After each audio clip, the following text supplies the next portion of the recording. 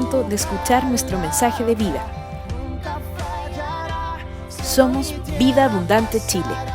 Mas tu palabra permanecerá. Buenas tardes, hermanos, ¿cómo están? ¿Bien? Comienza diciembre. Estamos a solamente 4 semanas de terminar el año en nuestra segunda reunión en esta casa y estamos cerrando un año interesante si es la primera vez que viene o ha asistido o quizás no ha asistido en el último tiempo. Comentarle qué es lo que han sido nuestras últimas semanas. En resumen, en septiembre estábamos cerrando una serie sobre el libro de Nehemías. Estuvimos compartiendo todos los predicadores un estudio, pasamos por todo el libro de Nehemías, en el cual estuvimos hablando particularmente de reconstrucción. El domingo 6 nos visitaba el pastor Ricardo Salazar, ¿cierto? Y nos compartía, nos hablaba un poco de la familia, de la iglesia como familia, y nos hablaba de qué significa que la iglesia se convierta en familia. El domingo 13, Felipe Aguilar abría una serie sobre la unidad y nos desafiaba 5 días antes del estallido social diciendo, y cito, en escenarios de pobreza e injusticia, si somos santos, vamos a marcar la vida de las personas. Así que nos habló del crecimiento para alcanzar unidad y nos desafió a algo práctico, hablando de unidad. Conocer el nombre de cada uno de los miembros de la congregación.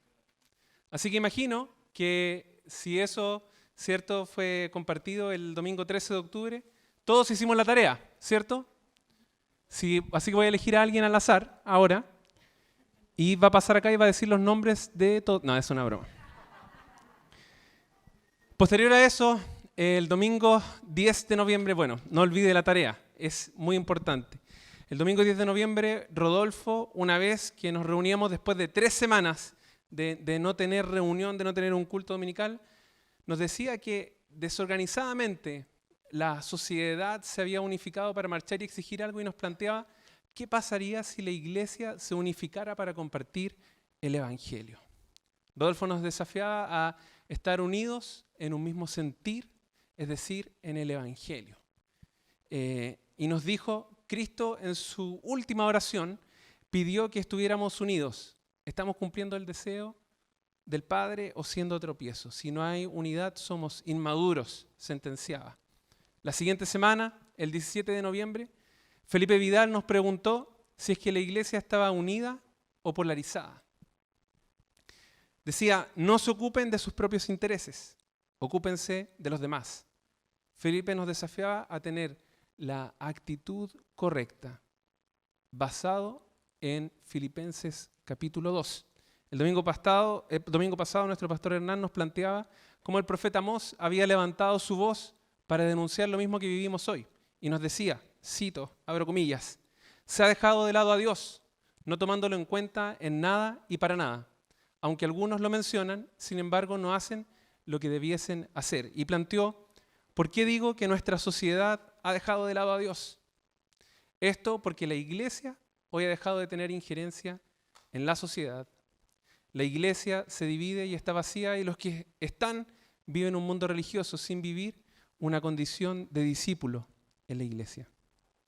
La iglesia no ha sido lo suficientemente influyente y nos desafiaba, decía, necesitamos una iglesia de discípulos listos para compartir la palabra. Frente a este crudo análisis, pensaba, meditaba, ¿cuál es nuestra respuesta? ¿Cuál es mi respuesta?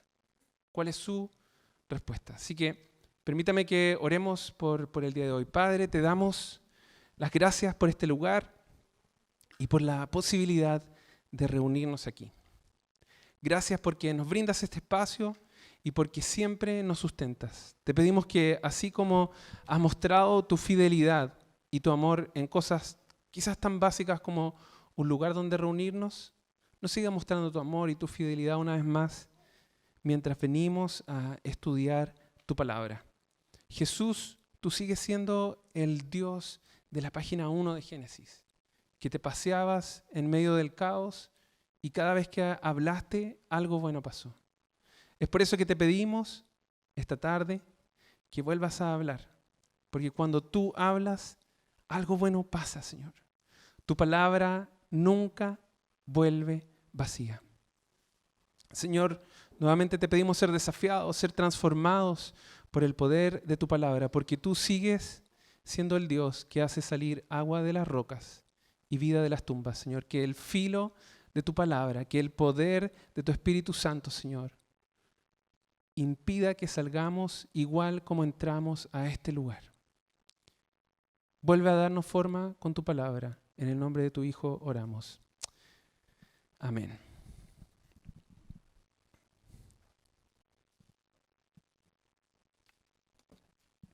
Pregunto una vez más, ¿cuál es la respuesta de la iglesia? Quizás hoy en día el mayor síntoma es este: bomberos versus iglesia. Hoy en día los bomberos se han transformado en la única institución creíble en Chile. La iglesia pareciera ser que en las encuestas está muy lejos de la iglesia del final de Hechos capítulo 2. Cuando uno lee la descripción de esa iglesia, dice que crecían y que tenían el favor del pueblo. No se trata de que hagamos todo para agradar a todos, pero ¿cuál es nuestro impacto, nuestra injerencia en la sociedad? Quisiera preguntarle, ¿a cuántos de nosotros que estamos acá les han preguntado en estos días qué es lo que tiene que decir la iglesia? Suponiendo que el contexto en el que estamos saben que somos cristianos.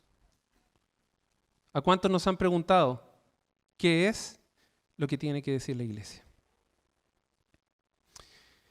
Gustavo Sobarzo, miembro del grupo bíblico universitario, o más conocido como GBU, en un ensayo llamado Una vida digna en Babilonia, relató lo siguiente, abro comillas: en relación a la desvinculación de los creyentes del mundo en el cual viven, Robinson Calvacanti, trágicamente fallecido obispo anglicano brasileño, dijo sarcásticamente respecto a la iglesia: la falta de pertinencia del protestantismo llegó a tal punto que si el rapto ocurriese hoy, la sociedad brasileña tardaría una semana para notar que los creyentes no están allí.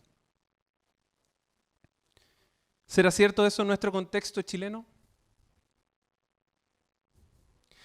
Cuando salía a correr antes del estallido social, hace 45 días atrás, mi ruta era salir corriendo por Diagonal Paraguay, llegaba al Parque Bustamante y sabía que desde la esquina de Bustamante, ¿cierto?, con Rancagua, si daba una vuelta hasta ir a Plaza Italia y volver, era 1 kilómetro. Así que era un circuito que conocía y que recorría habitualmente. Entenderán que hoy en día esa ruta es imposible.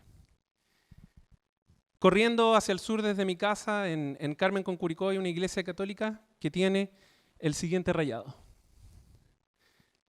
Dice: la única iglesia que ilumina es la que arde. Quisiera centrar mi reflexión en la idea de sal y luz, que quizás tanto hemos escuchado, pero que es muy necesaria vivir hoy en día en nuestra realidad de país. Un pasaje conocido no siempre significa un pasaje que vivimos o que aplicamos. Así que abramos nuestras Biblias en el capítulo 5 del libro de Mateo. Un poco de un contexto social. Jesús vive en un contexto, nace en un contexto de profunda desigualdad, reprimidos por los romanos, y forma un grupo de 12 discípulos, entre los cuales sienta en la mesa a un cobrador de impuestos y a un celote. Dos extremos políticos de la época. Mateo, el cobrador de impuestos, ¿cierto?, asociado a un grupo, un vendepatria. Porque los cobradores de impuestos lo que hacían era que cobraban a los judíos para pagarle el impuesto a los romanos, y la percepción de la gente era que todos robaban, que se cortaban una cola. Entonces la gente les tenía ganas a los cobradores de impuestos. Por el otro lado, Simón el celote. ¿Quiénes eran los celotes? Eran un grupo ultranacionalista que usaban la fuerza y la violencia para mover sus ideales. Buscaban terminar con el dominio político romano en Palestina a fin de lograr la independencia política. Lucharon durante varias décadas hasta que, según algunos historiadores, más o menos el 70 después de Cristo, año de la caída de Jerusalén. Ese era el grupo de discípulos de Jesús, imagínense. Y algunos reclaman por los discípulos que tienen, pero esos eran los discípulos que sentaba Jesús en su mesa. Además del sistema político-económico, el sistema religioso no era mucho mejor. Lejos de Dios, encerrados en sus tradiciones, con 400 años de silencio de parte de Dios. El templo se había corrompido porque se utilizaba para negociar. Jesús dijo que se había convertido en una cueva de ladrones y que los fariseos imponían cargas en el pueblo tan pesadas, pero que ellos no eran capaces de mover. Así que toda la gente estaba a la espera de un Mesías que los venga a liberar, un descendiente de David, pero Jesús viene con un mensaje espiritual transformador, viene a hablar de la libertad, pero del pecado. En ese contexto Jesús desarrolla su ministerio. El capítulo 5 al 7 de Mateo encontramos el Sermón del Monte y comienza enfocado en mostrar cuál es o cómo debiese ser el carácter de un discípulo, de un cristiano. El discurso de Jesús no está enfocado en el qué hacer, sino más bien en el ser. No en el fruto, pero en el carácter de un discípulo. Los fariseos se enfocaban en una lista de cosas que hacer o que no hacer, cuántas veces me tengo que lavar las manos, si es que pagué el diezmo o no pagué el diezmo. Sin embargo, Cristo se enfoca en el carácter del discípulo. En la primera sección se destacan 4 actitudes de un cristiano. Nuestra actitud hacia nosotros mismos, nuestra actitud hacia nuestro pecado y nuestra actitud hacia el Señor, nuestra actitud hacia el mundo. Así que dentro de ese contexto es que leemos el siguiente pasaje, Mateo 5, versículo 13 al 16.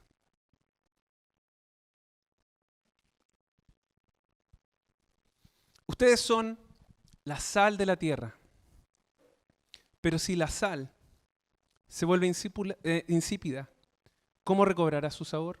Ya no sirve para nada, sino para que la gente la deseche y la pisotee. Ustedes son la luz del mundo. Una ciudad en lo alto de una colina no puede esconderse, ni se enciende una lámpara para cubrirla con un cajón. Por el contrario, se pone en la repisa para que alumbre a todos los que están en la casa. Hagan brillar su luz delante de todos, para que ellos puedan ver las buenas obras de ustedes y alaben al Padre que está en el cielo.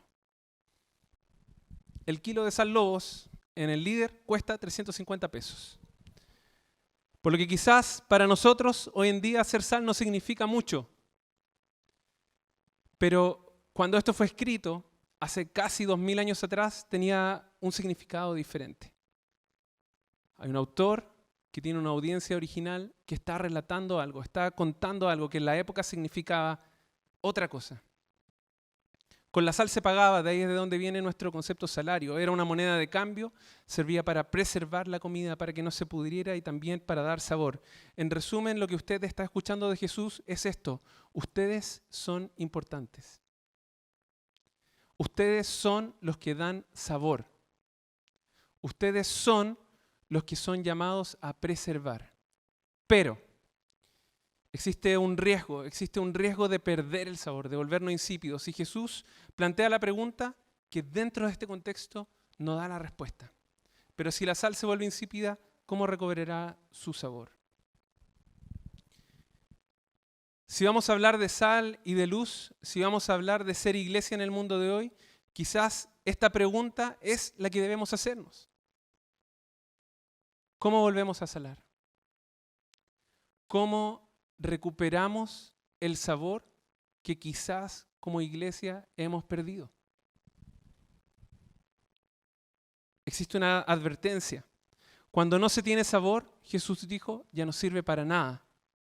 Nos volvemos intrascendentes. Y Jesús agrega algo. Solo sirve para ser desechada y pisoteada. ¿Le suena a la iglesia de hoy? ¿Cómo volvemos a salar? Así que me he preguntado estos 45 días eso. ¿Cómo volvemos a salar? Creo que todos hemos tenido conversaciones en que por diferentes razones nos han hecho estas preguntas. O quizás hemos planteado un punto de vista. ¿Cómo volvemos a dar sabor? Todos estamos de acuerdo con el diagnóstico y no quiero pasar los próximos 30 minutos que me quedan hablando de cuán mal está la iglesia. Pero quisiera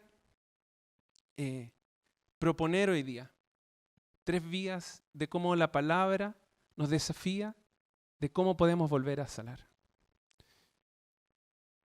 Jesús dijo, no te pido que los saques del mundo. Entonces es legítimo preguntarse, ¿por qué estamos aquí?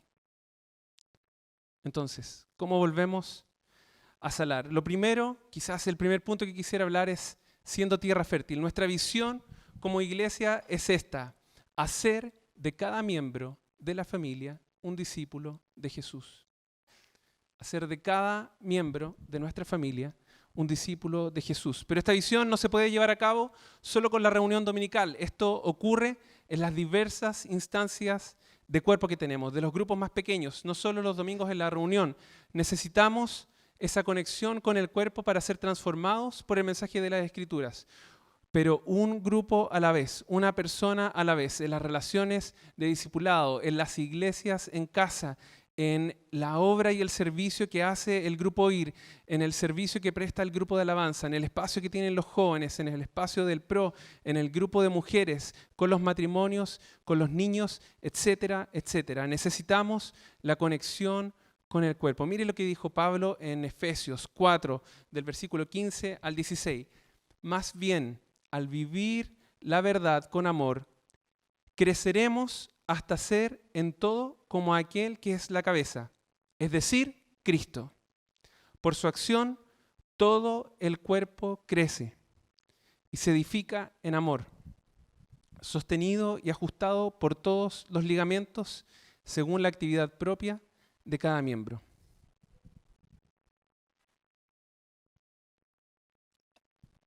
Para los que no saben, hace 9 semanas atrás sufrí una lesión por sobrecarga, una tendinitis aquiliana en la pierna derecha, aquí en este sector. Así que, doctor, kinesiólogo, etcétera. Así que ayer estuve visitando a mi kine y estuvimos conversando. Entonces hicimos una serie de ejercicios, una serie de estiramientos. La Bridget estaba disfrutando el momento, tomándome fotos, viéndome cómo sufría. Así que algunos ejercicios de fuerza para la planta del pie, rodillas, glúteos, core, equilibrio y otras zonas musculares que no recuerdo cómo se llaman. Y le dije, oye, pero la lesión la tengo en el tendón. Y Diego es el nombre del kinesiólogo, me dice, lo que ocurre es que es un error pensar que porque te lastimaste una zona, la falla se produjo ahí. No podemos atender la lesión como una pierna, hay que entender que está dentro de un cuerpo.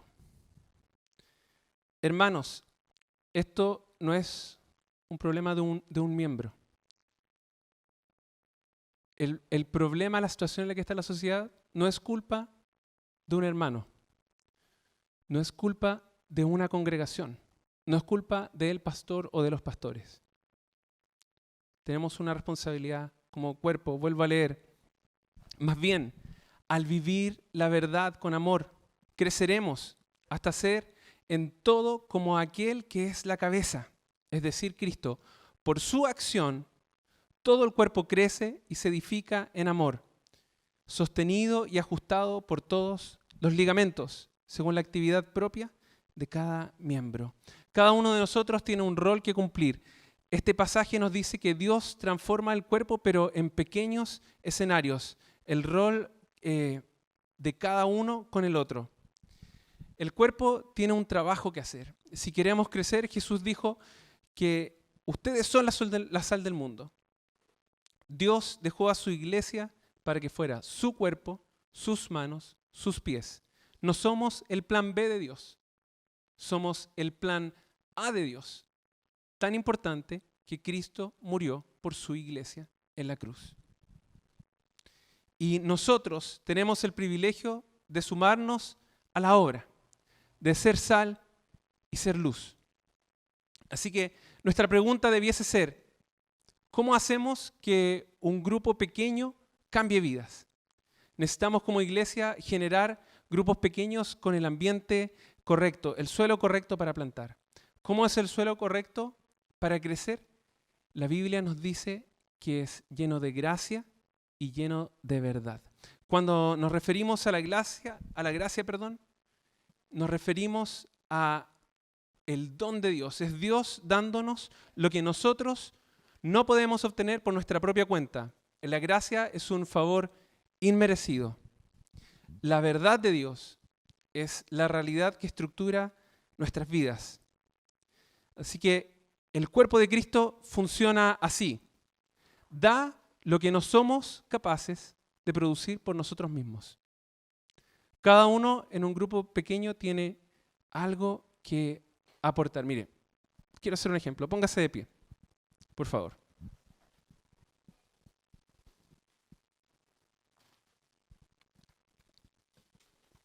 Así que estamos hablando del cuerpo de Cristo, ¿cierto? Levante las manos. Muy bien, ahora bájelas.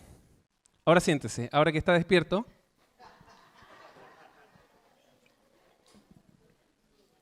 Nuevamente, leo esto. Primera de Pedro 4, 8 al 11. Sobre todo, ámense los unos a los otros profundamente, porque el amor cubre multitud de pecados. Practiquen la hospitalidad entre ustedes sin quejarse. Cada uno ponga al servicio de los demás el don que haya recibido, administrando fielmente la gracia de Dios en sus diversas formas. El que habla, hágalo como quien expresa las palabras mismas de Dios. El que presta algún servicio, hágalo como quien tiene el poder de Dios. Así, Dios será en todo alabado por medio de Jesucristo, a quien sea la gloria y el poder por los siglos de los siglos. Amén. Repito, cada uno ponga el servicio de los demás, el don que haya recibido, administrando fielmente la gracia de Dios en sus diversas formas. En la lista que encontramos en 1 Corintios 12 y 14, Pablo lista 9 dones. Sin embargo, solamente aparece un don que es para edificación propia. Entonces, si hay 9 dones, 8 son para edificar el cuerpo y 1 es de edificación propia. ¿Cuánto tiempo paso invirtiendo en la semana edificando a otros? Necesitamos estar involucrados en alguna parte en la que podamos bendecir a otros, que podamos dar a otros y en el que podamos recibir de otros lo que otros también tienen para dar. Porque otros pueden producir lo que nosotros mismos no somos capaces de producir. Es así como funciona el cuerpo de Cristo. Un grupo pequeño es un lugar donde la verdad se puede enseñar, captar y practicar, lleno de gracia y de verdad. Hay una advertencia, eso sí, no podemos vivir con el uno sin el otro. Ambos deben ir de la mano cuando hablamos de gracia y de verdad. Imagínense, si solo nos enfocamos en la gracia, vamos a terminar viviendo un cristianismo liberal. Si solo practicamos la verdad, terminaremos viviendo un cristianismo basado en la legalidad o en el ritualismo. Dios quiere que vivamos en ninguno de los dos extremos, más bien centrados y equilibrados. En uno podría estar muy cómodo, pero sin ver frutos en mi vida. En el otro podría llegar a ver algún fruto, pero culpable e inseguro y con falta de aceptación. ¿A qué me refiero cuando digo que seamos tierra fértil? A proveer el ambiente correcto para que se produzca el crecimiento que Dios quiere, lleno de gracia y de verdad. ¿Por qué? Porque Dios diseñó esta idea, porque refleja el carácter de Jesucristo. El apóstol Juan, en el capítulo 1, cuando está presentando a Jesús, dice: y el Verbo se hizo hombre y habitó entre nosotros, y hemos contemplado su gloria, la gloria que corresponde al Hijo unigénito del Padre, lleno de gracia y de verdad. Juan dio testimonio de él y a voz en cuello proclamó: este es aquel de quien yo decía, el que viene después de mí es superior a mí, porque existía antes que yo. De su plenitud todos hemos recibido gracia sobre gracia, pues la ley fue dada por medio de Moisés, mientras que la gracia y la verdad nos han llegado por medio de Jesucristo. A Dios nadie lo ha visto nunca. El Hijo unigénito, que es Dios y que vive en unión íntima con el Padre, nos lo ha dado a conocer. Jesús fue la realización de la gracia y de la verdad juntas. Él era un favor inmerecido por completo. Él nos ama y nos acepta y nos ayuda, aunque no lo merecemos. Pero también nos da la verdad de Dios, la verdad de la vida, de cómo debemos vivirla, la verdad sobre nuestra identidad, de quién realmente somos. Jesús nos ofrece un amor que nos hace encarar y lidiar con la realidad, la seguridad de su perdón y su gracia eliminan la vergüenza y el dolor de nuestros fracasos cotidianos de intentar vivir según su estándar. Nuestros grupos pequeños tienen que ser una tierra fértil para que la iglesia crezca con gracia y con verdad y que podamos experimentar lo que decía Juan en el capítulo 1, versículo 14. Jesús habitó entre nosotros lleno de gracia y de verdad. Repito, un grupo pequeño es un lugar donde la verdad se puede enseñar, captar y practicar. Entonces, ¿cómo volvemos a salar? Siendo tierra fértil, llenos de gracia y de verdad, y amando al prójimo. Si queremos salar, no podemos reflejar las actitudes de la sociedad en medio de la iglesia. Deberíamos reflejar a Cristo en medio de la sociedad. La fórmula no es al revés. No reflejamos a la sociedad aquí. Es en la sociedad que reflejamos a Cristo. Quizás uno de los pasajes más conocidos por los cristianos y no cristianos es la historia del buen samaritano. Aunque como dije al principio, hay pasajes que creemos saber bien, pudiésemos estar lejos de vivir o practicar lo que enseñan. Así que quiero invitarlo a que, aunque haya escuchado muchas veces esto, esté con un corazón abierto. Acompáñeme a Lucas 10, del 25 al 29.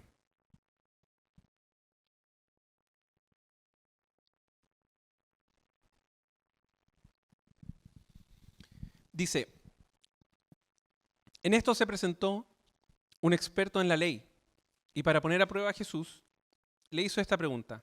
Maestro, ¿qué tengo que hacer para heredar la vida eterna? Jesús replicó, ¿qué está escrito en la ley? ¿Cómo la interpretas tú? Como respuesta el hombre citó, ama al Señor tu Dios con todo tu corazón, con todo tu ser, con todas tus fuerzas y con toda tu mente. Y ama a tu prójimo como a ti mismo. Bien contestado le dijo Jesús, haz eso y vivirás. Pero él quería justificarse, así que le preguntó a Jesús, ¿y quién es mi prójimo? Quizás algo que nosotros mismos necesitamos volver a meditar es, podríamos caer en la autojustificación y evaluar quién merece mi ayuda, en quién es más eficiente, a cuál prójimo escojo. ¿Se ha hecho esas preguntas? ¿Le es más fácil amar a algunos estos días que amar a otros? Pero él quería justificarse, así que preguntó a Jesús, ¿y quién es mi prójimo? Y le preguntó, ¿qué tipo de misericordia muestra?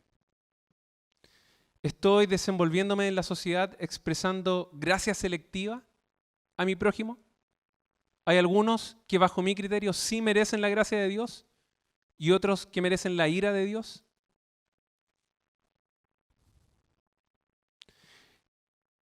¿Cómo sería esta parábola en nuestra sociedad?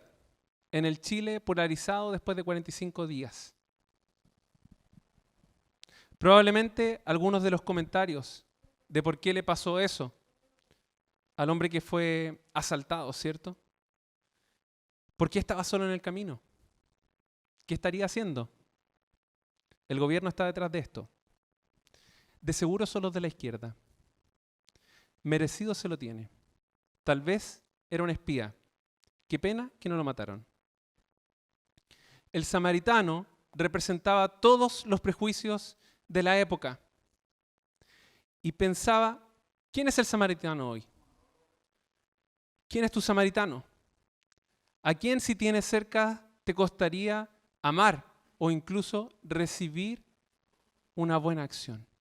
Podríamos estar de nuestro puesto queriendo justificarnos, pregunto de vuelta, ¿quién es tu prójimo hoy? ¿Es el lumpen? ¿El layuta? ¿El religioso? ¿El simio? ¿El fascista? ¿El empresario? ¿El pirómano? ¿La feminista? ¿El extranjero? ¿El político? ¿El roto? ¿El comunista? ¿El vándalo? ¿El ateo? ¿El cuico? ¿El saqueador? ¿El trans?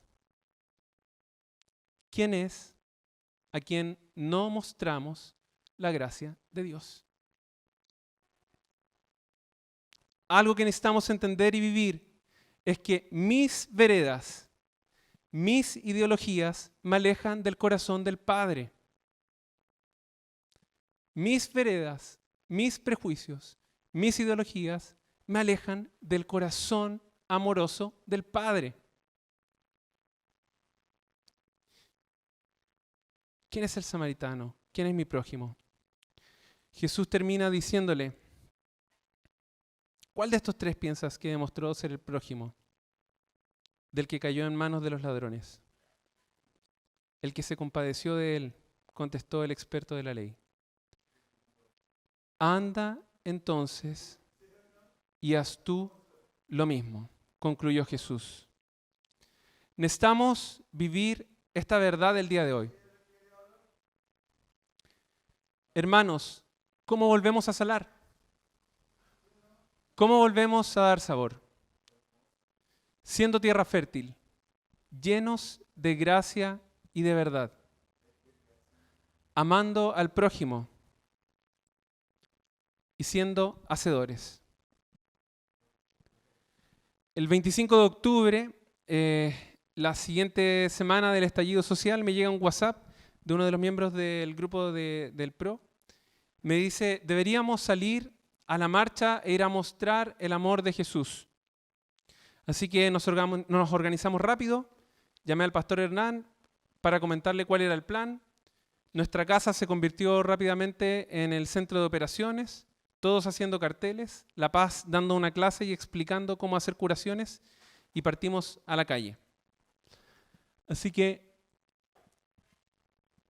ahí hay una fotografía. Fue una experiencia interesante, fue escuchar en la primera línea mucha gente decir, no, Chile no necesita a Cristo.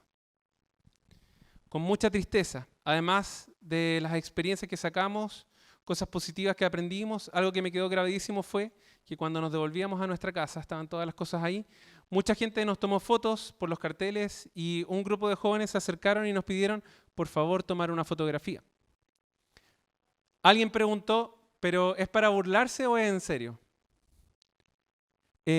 Porque ya otros cristianos se habían acercado y habían pedido carteles como para tomarse dentro de la marcha y todo.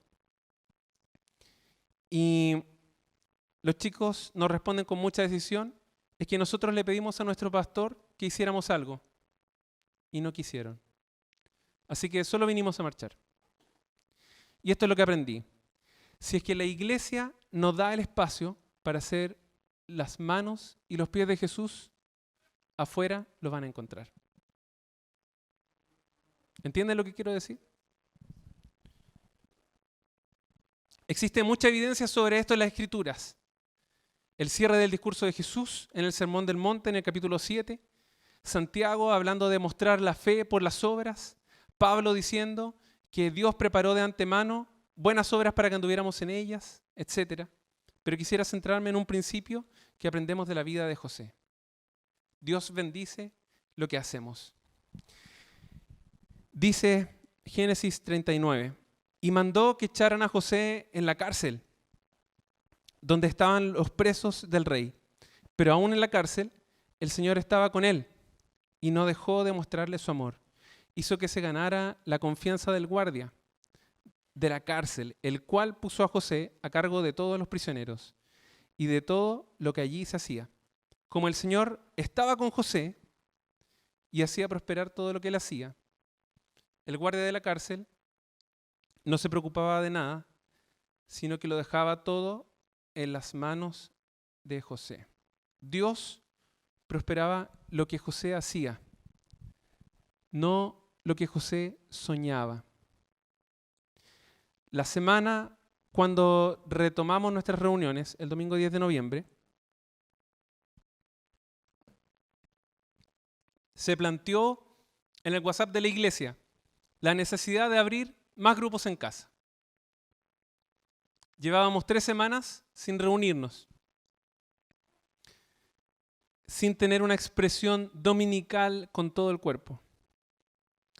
Se presentó una tabla, el pastor Renato nos dijo las comunas o los lugares donde habían incluso más necesidad. ¿Se acuerdan de eso? ¿Algunos? Al final de esa semana, aunque se preguntó y se dio la invitación, no se había abierto ninguna otra iglesia en casa. Dios prospera lo que hacemos para servir para su gloria, no las buenas intenciones que tengamos. Quizás todos podemos tener una justificación, pero la realidad es que tenemos una necesidad que cubrir. Dios no espera que los líderes sean perfectos, pero sí fieles, dispuestos, maduros, para poder servir a la altura del llamado que Dios nos ha dado. Recuerde que cada uno tiene un rol en el cuerpo. Solamente mencionar, a propósito de esto, para la quincena de enero vamos a abrir la iglesia en casa de Santiago Centro. Aún se está definiendo si es que la reunión va a ser en nuestra casa con Bridget o si es que va a ser en este lugar o en otro lugar. Hermanos, necesitamos abrir más espacio donde podamos ser tierra fértil, donde la verdad se pueda enseñar, se pueda captar y se pueda practicar. Un lugar donde podamos ejercer los diversos dones que Dios nos ha dado. Quizás no escribiste porque no te sentías capacitado para liderar un grupo en casa. Eso está bien. Quizás puedes abrir tu casa y alguien más puede ir y enseñar. Además, hay otros espacios en los que podemos servir. Quizás no todos están activos hoy a plenitud, pero es un buen tiempo para empezar, para preparar, para soñar, para planear, para buscar qué es lo que Dios quiere, para ponerse a trabajar. Espacios como el oír, porque hay que estar ahí cuando uno llega y una de las viejitas te dice, ábrame la puerta, que quiero ir a ver a mi mamá. Los jóvenes, el comedor para inmigrantes, el PRO, el grupo de alabanza, trabajar con los matrimonios, los niños, los grupos de mujeres y otros. Recuerdo, por ejemplo, escuchando a algunas hermanas hace un tiempo atrás con la carga de ir a visitar gente a la cárcel o a los hospitales. ¿Por qué no lo hacemos? ¿Por qué no avanzamos? ¿O nos quedamos cómodos solamente reuniéndonos los domingos? Nos acostumbramos. No existen servicios demasiado pequeños que no son necesarios.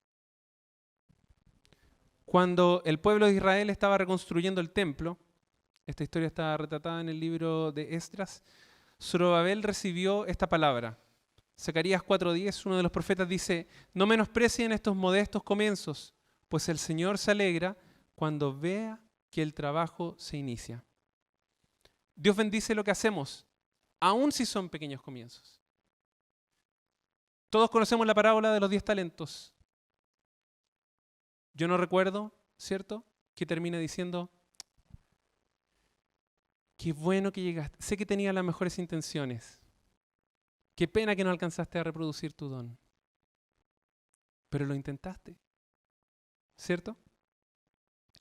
Recordaba estos días escribiendo, hace un tiempo atrás viajamos a Dominicana y recuerdo que nos juntamos con un pastor y nos hablaba sobre la visión de su iglesia. Así que preguntamos cómo empezó. Dijo, bueno, una hermana de la iglesia tenía una carga y empezó cocinando una olla de comida para darle a la gente que estaba en la calle. Así que hizo una olla de comida y dijo, todos los martes le voy a dar almuerzo a la gente que está en situación de calle. Otros hermanos se sumaron y no era un día, ahora eran 2. los pastores se involucraron. Ya no eran 2 días, eran 3. Al poco tiempo la congregación se empezó a sumar y daban almuerzo todos los días. Empezaron a dar cena todos los días. La iglesia vendió su edificio y se cambió al centro de la ciudad, donde vive toda la gente que está en situación de calle. Y daban desayuno, almuerzo y cena. Y de esa forma predicaban el evangelio. A veces, cuando vemos, pensamos, qué poco lo que puedo hacer. ¿No era ese el niño que cuando Jesús tenía que alimentar a una multitud, dijo, solo tengo algunos panes y algunos peces? Porque nosotros vemos lo que hay en nuestras manos, no lo que tenemos para ofrecer se puede transformar en las manos de Jesús. Tu don, tu servicio, tu rol, aunque sea pequeño, en las manos de Jesús puede alimentar a una multitud. Dios bendice lo que hacemos. La iglesia tiene que volver a salar. Así que te pregunto una vez más, ¿cómo podemos volver a salar? Y quisiera retomar estas 3 ideas. Siendo tierra fértil, llenos de gracia y de verdad, amando al prójimo y siendo hacedores. Esto es volver al evangelio de Jesús. Palabra, vida abundante.